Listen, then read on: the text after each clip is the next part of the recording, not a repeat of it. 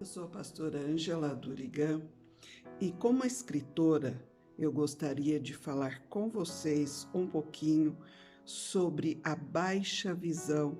Essa é uma questão espiritual que eu tratei no meu último livro lançado, Muro de Bronze, Igreja Segregada. A baixa visão espiritual, ela não permite que as ovelhas do Senhor enxerguem a verdade, porque muitas vezes o alimento que elas recebem, ele é fraco e a visão espiritual fica abaixo dos 20%. Mas o que é baixa visão? Eu trato tudo nesse livro e eu fui pesquisar. Então, existe um título para isso, visão subnormal ou baixa visão. Ela ocorre quando há uma grande perda da visão.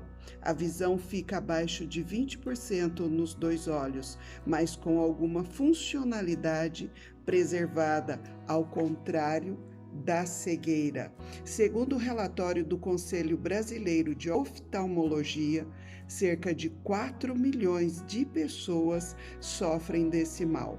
Quando bem orientado por um oftalmologista, o paciente com visão subnormal pode ter sua vida facilitada e conseguir enxergar e ser capaz de ler tipos impressos ampliados com auxílios ópticos, que são aparelhos especiais que ampliam consideravelmente a visão. Esse tema é bem interessante porque existem pessoas que realmente têm muita dificuldade para enxergar. Muitas usam lupa para conseguir até mesmo ler a Bíblia. Eu vou trabalhar um pouquinho esse tema aqui do livro, eu vou ler para vocês, para a gente não dispersar aqui na ideia. Os profetas de Deus conviviam com essa situação e a entendiam profundamente, porque enxergavam pelos olhos do Senhor e ouviam dele a verdade. Eles foram os olhos do Senhor, ouvidos e boca, e para tal viviam aos seus pés, tinham intimidade com ele e vida de oração, pois não seria possível ser boca de Deus, levando uma vida de qualquer jeito e vivendo como bem entendessem. Isso pode ser visto pela vida do profeta Jeremias, que eu trabalho muito nesse livro, e outros profetas fiéis e tementes a Deus. E há um texto aqui no livro do profeta Isaías, capítulo 42, dos versículos 18 ao 25, que falam o lamento sobre a cegueira de Israel. A maior proximidade com Deus é o verdadeiro caminho para enxergar, ouvir e compreender a palavra de Deus e aquilo que ele está dizendo. Essa compreensão deve penetrar na essência do ser humano para que haja transformação. E é propósito de Deus ver todos os crentes com um alto grau de discernimento e compreensão das coisas do reino. Por isso eu acredito que através de Jesus nós podemos lutar contra a cegueira espiritual ou a baixa visão, para que isso cesse e nós possamos enxergar pelos olhos de Deus. Por amor dos seus filhos, Deus deu Jesus, e por esse mesmo amor, seu propósito segue em frente, o de resgatar o ser humano do pecado. Deus continua investindo no ser humano. Como Deus me disse que tudo que eu fosse escrever eu viveria, foi muito interessante. E de repente o meu olho direito ficou muito embaçado, eu fiquei muito preocupada e procurei um oftalmologista. Chegando no oftalmologista, ele fez um exame primeiro e detectou que eu estava com descolamento do vítreo e disse que precisaria colocar um colírio para dilatação. O colírio foi colocado, eu aguardei o tempo para um novo exame e ele realmente confirmou que havia um descolamento do vítreo, mas que não havia atingido a retina, que eu ia continuar vendo tudo embaçado por um bom tempo, mas que o remédio era a paciência e esperar que aquilo passaria. Então eu saí do oftalmologista mais tranquila, mais leve, porque eu fiquei muito assustada com o que estava me acontecendo. E quando saí da clínica, eu tomei um grande susto. Eu disse para o Jorge, meu Deus, eu não consigo enxergar direito, porque a vista direita que estava embaçada ficou muito embaçada. E a esquerda, por causa do colírio, eu não conseguia fixar os olhos no sol. E eu pensei comigo, meu Deus, não consigo enxergar direito. E o Espírito Santo falou comigo, isso é baixa visão. Então eu parei, me acalmei, aquietei meu coração e procurei olhar à minha volta e principalmente na avenida em que eu estava, procurei ler os letreiros, ler o que estava escrito e eu via tudo muito embaçado, muito embaçado. E foi então que eu entendi o que é ter baixa visão, o que é não conseguir enxergar de fato aquilo que Deus está falando conosco, aquilo que Deus está fazendo e aquilo que Deus está mostrando.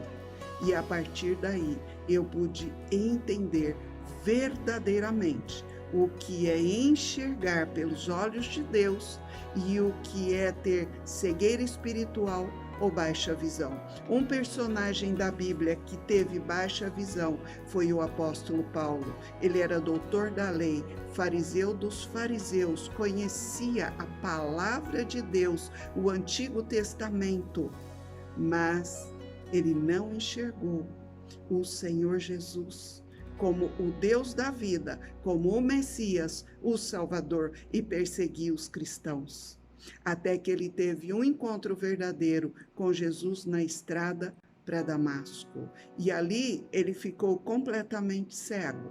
Então o profeta Ananias o socorreu, impôs as mãos sobre ele, orou e as escamas caíram dos olhos dele.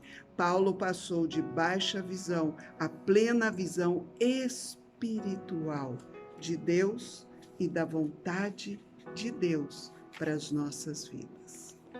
Depois desta grande experiência com Deus, eu pude compreender melhor tudo que Deus tinha falado para mim quando eu escrevi esse livro sobre a casa de sofrimento. A casa de sofrimento, ela acontece em nossas vidas por falta de amor. E é a segunda parte do livro Muro de Bronze. E para eu crescer, eu passo por sofrimento. O ser humano não tem como crescer sem sofrer. Na alegria, no oba-oba, ninguém cresce. O assunto casa de sofrimento tornou-se apaixonante para mim a partir do momento em que eu vi como alguns personagens bíblicos cresceram a partir da oportunidade que viram para vencer em meio ao desespero ou às desesperanças da vida.